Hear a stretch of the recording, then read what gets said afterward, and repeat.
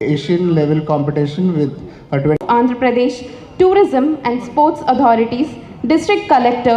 In today's ceremony, both Sri Ram are integral to this event.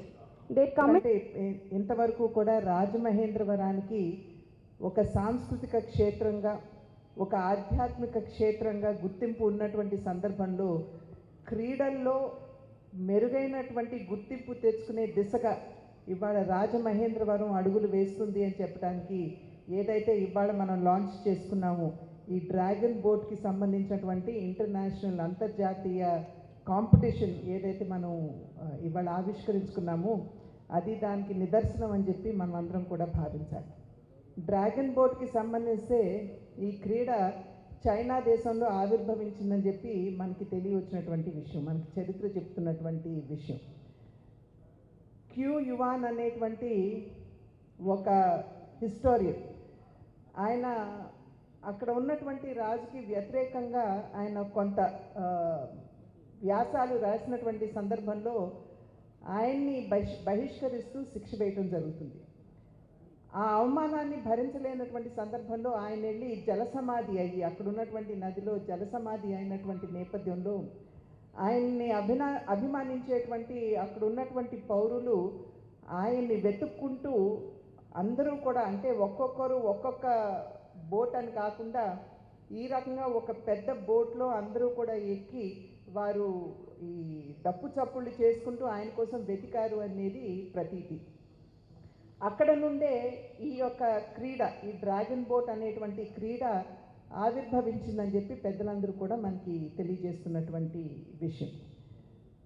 అయితే ఇందాక వ్యాఖ్యాత ఎవరైతే మాస్టర్ ఆఫ్ సెరమనీస్ మమ్మల్ని అందరినీ కూడా పరిచయం చేశారో వారు చెప్పారు ఈ యొక్క డ్రాగన్ బోట్ క్రీడలో ఉన్నటువంటి ప్రధాన అంశాలు వారు తెలియజేశారు. సాధారణంగా ఏమిటంటే టీమ్ స్పిరిట్ని ఇది చాలా పెంపొందిస్తుందని. ఎందుకంటే దగ్గర ఒక 20 మంది ఉంటారు ఆ బోట్లో, అందరూ ఒకే రకంగా అంటే ఒకే లయలో వాళ్ళు ఈ బోటుని ముందుకు తీసుకెళ్లేటువంటి ప్రక్రియ. మధ్యలో ఎవరైనా ఒక్కరు కొంచెం అలసత్వంగా వ్యవహరించారు అంటే ఇంకా క్రీడలో మనం గెలిచేటువంటి అవకాశం ఉండదు. కనుక ఆ టీమ్ స్పిరిట్ని పెంపొందించేటువంటి ఒక గొప్ప క్రీడ ఏదైనా ఉన్నదంటే అది ఒక డ్రాగన్ బోట్ అని చెప్పి మనందరం కూడా గమనించవచ్చు.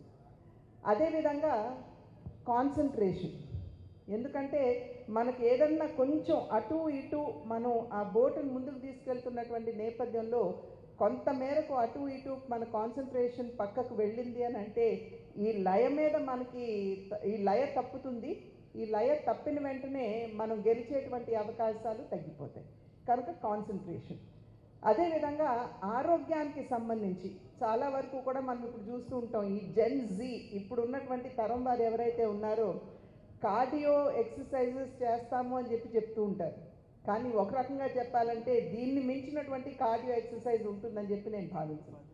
కనుక అన్ని విధాలా కూడా మనం చూసినట్లయితే ఈ డ్రాగన్ బోట్ అనేది, డ్రాగన్ బోట్ పోటీలు అనేవి నిజంగా మన రాజమహేంద్రవరానికి రావడం మనం అందరం కూడా దీన్ని స్వాగతించవలసినటువంటి విషయంగా భావిస్తూ రవినాయుడు గారిని, ప్రదీప్ నాయుడు గారిని ఎవరైతే ఈ క్రీడని ఇక్కడికి తీసుకురావడానికి వారి ముఖ్య భూమికని వారు తీసుకున్నారో వారిని ప్రత్యేకించి సభాముఖంగా నేను వారిని అభినందిస్తున్నాను. అదేవిధంగా మన దేశ ప్రధాని గారు కావచ్చు, నరేంద్ర మోడీ గారు కావచ్చు, మన రాష్ట్ర ముఖ్యమంత్రి వర్యులు కావచ్చు చంద్రబాబు నాయుడు గారు, అదేవిధంగా మన క్రీడామాత్యులు కావచ్చు కందుల దుర్గేష్ గారు, వీరు ముగ్గురు కూడా క్రీడలకి వేస్తున్నటువంటి పెద్దపీట మనం అందరం కూడా ఖచ్చితంగా గుర్తించవలసినటువంటి అవసరం చాలా ఉంది. ప్రత్యేకించి దేశ ప్రధాని నరేంద్ర మోడీ గారు మన భారత జట్టు విదేశాలకి ఏ కాంపిటీషన్కైనా వెళ్ళొచ్చు, అది జాతీయ స్థాయిలో కావచ్చు, అంతర్జాతీయ స్థాయిలో కావచ్చు, ఆ పైన ఏ క్రీడలు ఉన్నా కూడా ఈ క్రీడాకారులు ముందు భారతదేశాన్ని వదిలి వేరే దేశాలకు వెళ్తున్నటువంటి సందర్భంలో ముందుగా వారిని పిలిచి వారితో మాట్లాడి వారిని ప్రోత్సహిస్తూ వారిని ముందుకు సాగనంపేటువంటి ఒక పరిస్థితి ఇవాళ మనం భారతదేశంలో చూస్తున్నాం.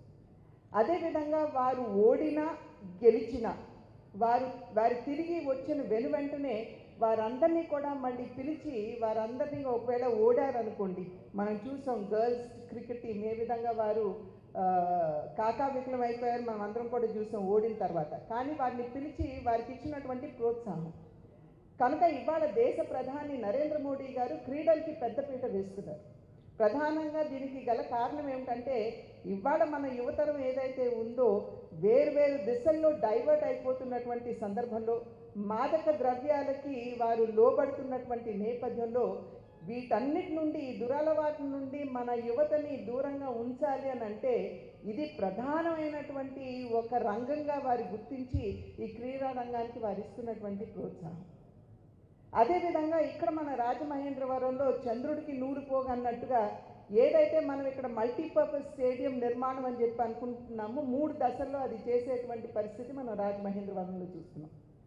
మొదటి దశకి 28 కోట్లు, అదేవిధంగా రెండవ దశకి 13.75 కోట్లు ఇవ్వడం జరిగింది. ఇందాకన్నట్టుగా చంద్రుడికి నూలు పోగు మన్సుఖ్ మాండవియా గారు కేంద్రంలో క్రీడా మంత్రిగా ఉన్నటువంటి సందర్భంలో వారి దగ్గరికి స్వయంగా నేను వెళ్ళి వారితో మాట్లాడి వారి చేత ఆ ఫైల్ మీద సంతకం చేయించుకుని బయటికి వచ్చిన తర్వాతే మనకు 13.75 కోట్ల రూపాయలు మనకి రెండవ దశకు వచ్చింది. అదేవిధంగా మూడవ దశ కూడా ఇవాళ ఉంది. అది కూడా అతి త్వరలో, ఇవాళ పొద్దున కూడా వారు ఆఫీస్తో మాట్లాడటం జరిగింది. అతి త్వరలో ఆ 13 కోట్లు కూడా మనకి రిలీజ్ అయ్యేటువంటి అవకాశం ఉంటుంది. కనుక స్థానిక శాసనసభ సభ్యులు మరి ఆదిరెడ్డి వాసు గారు వారు కూడా క్రీడల మీద ప్రత్యేకమైనటువంటి దృష్టి సారిస్తూ ఇక్కడ ఉన్నటువంటి అవసరాల్ని ఎప్పటికప్పుడు నా దృష్టికి తీసుకొస్తున్నటువంటి సందర్భంలో నేను కూడా కేంద్ర ప్రభుత్వం దగ్గరికి, కేంద్ర క్రీడా మంత్రులు వారి దృష్టి కూడా తీసుకెళ్లేటువంటి అవకాశం నాకు లభిస్తుంది. కనుక వారికి కూడా నేను ధన్యవాదాలు నేను తెలియజేస్తున్నాను.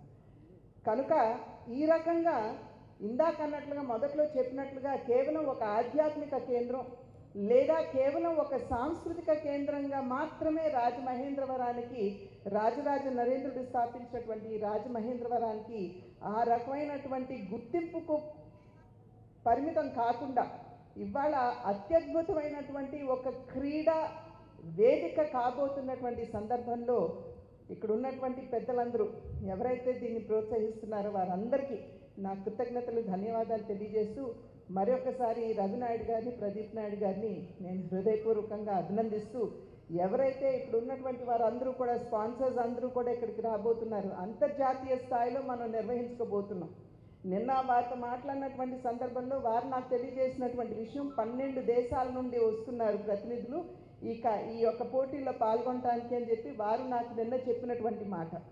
మనం చూసాం పక్కనే ఉన్నటువంటి నియోజకవర్గంలో కూడా డ్రాగన్ బోట్ నిర్వహించారు, కానీ అది జాతీయ స్థాయిలో మాత్రమే నిర్వహించడం జరిగింది. కానీ ఇవాళ రాజమహేంద్రవరం అంతర్జాతీయ స్థాయిలో జరగబోయేటువంటి డ్రాగన్ బోట్ కాంపిటీషన్కి వేదిక కాబోతుంది. కనుక మిమ్మల్ని మీడియా వారిని అదేవిధంగా ప్రజలందరినీ, పుర ప్రజలందరినీ కూడా అభ్యర్థించేది మీ యొక్క సహకారం కూడా ఉండాలి. మీడియా వారు దీన్ని చక్కగా హైలైట్ చేసినట్లయితే మరింత మంది క్రీడా రంగంలో పెట్టుబడి పెట్టడానికి వచ్చేటువంటి అవకాశం ఉంటుంది.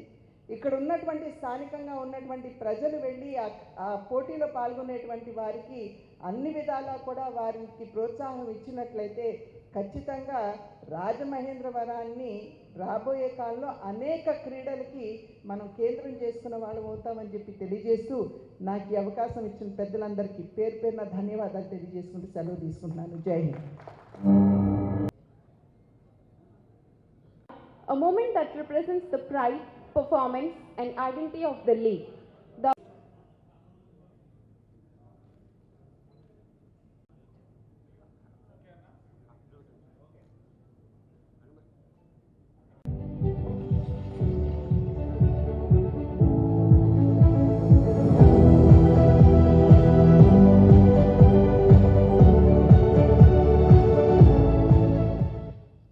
International Dragon Boat League 2026, where culture meets sport.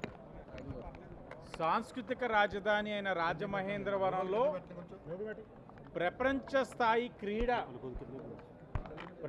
స్థాయి క్రీడకి ఒక వేదిక అవ్వడం అన్నది ఒక గొప్పటి అవకాశం. ఇందాకే సోదరులు శాప్ చైర్మన్ రవినాయుడు గారు చెప్పినట్లుగా ఊరికే అయితే ఇది ఇక్కడికి రాలా, ఎంతో కృషి, ఎంతో పట్టుదలతో ఈ క్రీడ ముమ్మాటికి రాజమహేంద్రవరానికే రావాలి అని గౌరవ ఎంపీ పురంధేశ్వరి గారు కానీ, సోదరులు శాప్ చైర్మన్ రవినాయుడు గారు కానీ, అలాగే ఈ రాష్ట్ర స్పోర్ట్స్ మినిస్టర్, కల్చరల్ మినిస్టర్ కేంద్రంతో అనుసంధానం చేసుకొని ఏదైతే ఖేలో ఇండియా ఫెడరేషన్ వారి యొక్క సహకారం, అసోసియేషన్ వారి యొక్క సహకారంతో ఇక్కడ తీసుకురావడం జరిగింది. అఫీషియల్ టీజర్ లోగో అన్ని లాంచ్ చేయడం జరిగింది.